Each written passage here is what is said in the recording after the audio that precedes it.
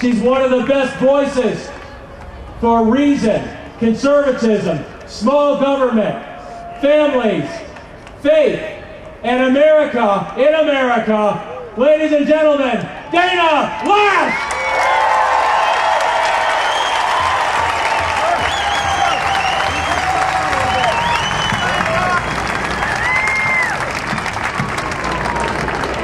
Look at all you good-looking conservatives here today. Woo, this is beautiful weather. I love it. Thank you all so much for being here today. And you know what? I tell you, I am so blessed to have spoken with so many of you, to hear from you all the time, to be able to come out and do these things regularly and see all of you people here. It is such a blessing, and I don't think you all realize how much strength you give to people like myself and like Bill and like Todd, like everybody running with the St. Louis Tea Party. You guys give us so much strength. So thank you so much for being here. Thank you. We have the government saying that they're going to help with cap and trade. You heard Dave MacArthur talking about that. I find it absolutely fascinating and terrifying at the same time that our government actually created a whole new market in which it could buy and sell carbon credits in order to sustain itself and to offset all of the spending that they are doing. How stupid do they think we are? We know exactly what's going on.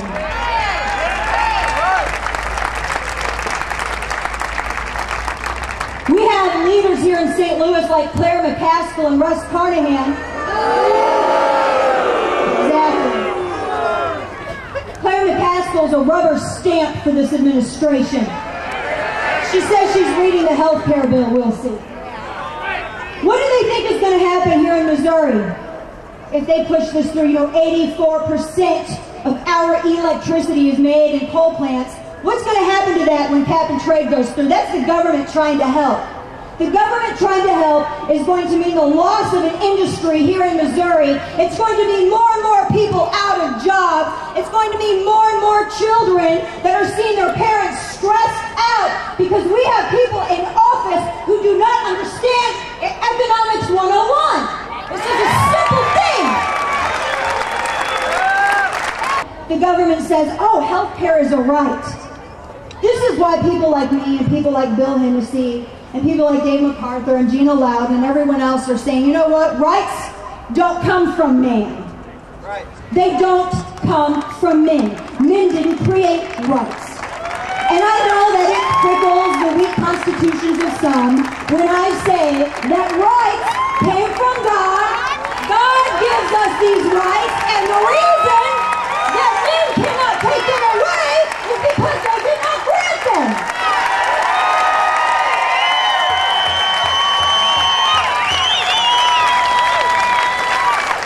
Especially with this health care, this faux care reform, is the government trying to play God. That's exactly what we're seeing. And they're saying if you don't embrace this right, we're going to penalize you or throw you in jail. I read the legislation and I read the 42-page manager's amendment that was released the next week. And it's in there. You can be penalized or go to jail by not choosing to exercise the right. So when is it my turn to petition government to use taxpayer dollars to give us all pistols? Because that's a right too.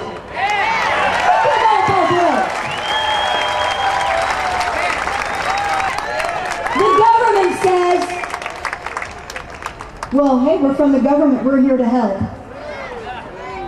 What do we say? We are the people, and we will help ourselves.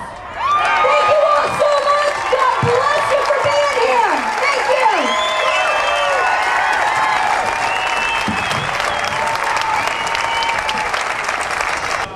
And in February, I had the pleasure of the excitement of being able to introduce Jackie Smith to the crowd.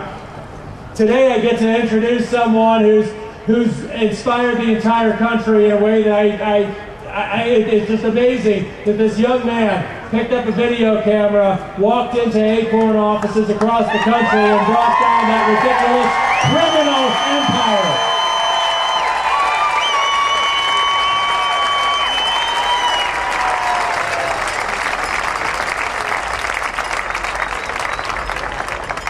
I am so privileged to introduce to St. Louis and the St. Louis Tea Party Coalition a name that you're going to hear for a long time, and a man who's working every day at remarkable plans to end the tyranny of the left in America. Ladies and gentlemen, James O'Keefe.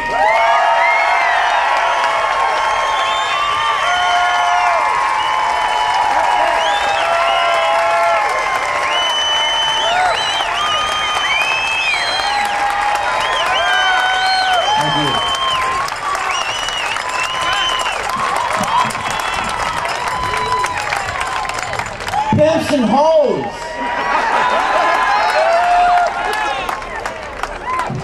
I don't know if all of you've seen the Acorn undercover videos. There's actually an Acorn not too far from here, a few blocks away on Manchester Avenue. If you want to start an underage child prostitution ring, you can visit them. They're just a few blocks away. But I want to spend just a minute talking about what we found in the video, since the establishment media was not only refused to do any investigative reporting, but attempted to defame me and destroy me. I want to talk about what's actually on the videos for a moment, in case you missed them. In Baltimore, we had Acorn employees talking about how to identify underage child prostitutes as dependents on tax forms. How I get child tax credit for starting a prostitution ring. In D.C., Acorn told me to lie to the police about the child prostitution income. In New York, they told me to bury the sex money in a tin underneath the ground. Again, lie to the police and lie to the housing officials about how to get a house. In San Diego, Acorn employees helped me traffic young girls across the Tijuana border in order to get them into the country so I can use them as child prostitutes. In San Bernardino, the Acorn housing employee brought me across the street to a couple community organizers in San Bernardino and tried to help me establish a brothel. Tried to tell me how to franchise my illegal underage prostitution business. In Philadelphia Acorn housing, I was told that I could set up a brothel with, I had to mute the employee's audio, but I could set up a brothel with a dozen girls in one house. In Los Angeles, they told me they didn't care about my prostitution business. And finally, in South Central Los Angeles, Acorn Housing told me that I could contact porn magnate Larry Flint to establish an underage international sex business. This is where your taxpayer money is going. The New York Times, CNN, CBS, and all these mainstream media outlets are very, very afraid. You should be. Because